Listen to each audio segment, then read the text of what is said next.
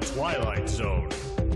When it comes to football, they are all quite real, if only in the mind of Dave Damashek. This is not the NFL.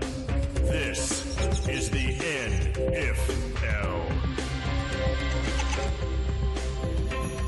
Tis the season for a new edition of the NFL. My gift to you, the most requested what if since we first spread our butterfly wings. Namely, what if Eli had stuck with the team that took him, the San Diego Chargers?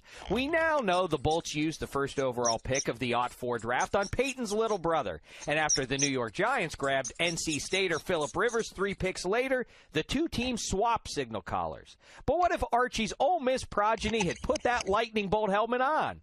Well, first of all, the Giants would have passed on Rivers and taken Miami of Ohio's Ben Roethlisberger, who they had rated as the second-best quarterback on the board that year. Fact is, they only took Rivers at number 4 in order to deal him to San Diego. Don't believe me? Ask then Giants GM Ernie Accorsi. That, in turn, means Rivers falls to 11th, where Steelers head coach Bill Cowher gets the guy he preferred to Big Ben. Ask Bill Cowher if you don't believe me on that one. Eli bolts to SoCal, Big Ben goes to the Big Apple, and Phil plays in the Three Rivers.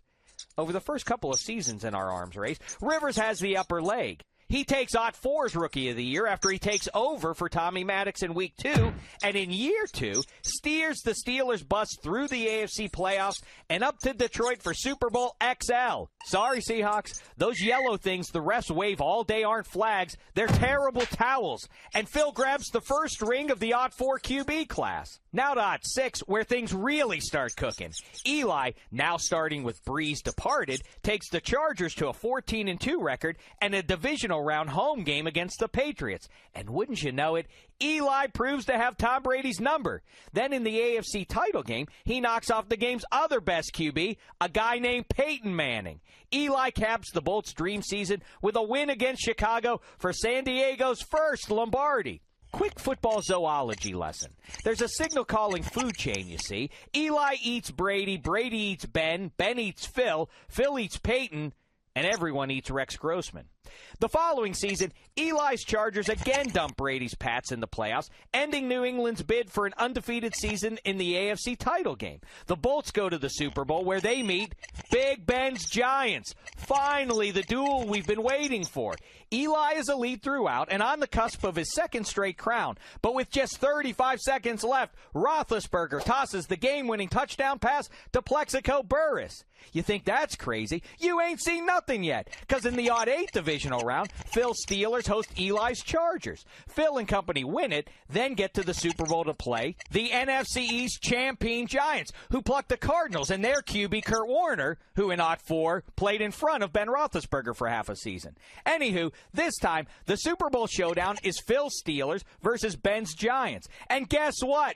Big Ben strikes again. Deja Big Blue. Fast forward to the '09 AFC title game in Indy.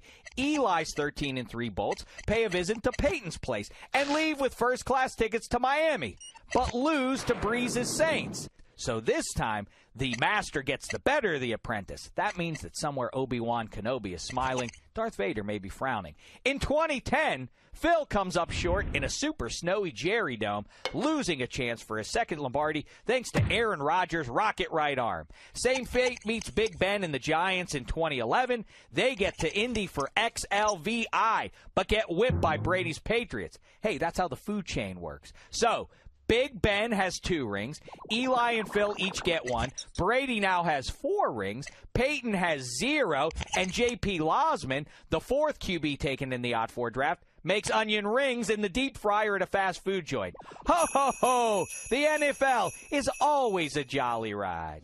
This is the NFL.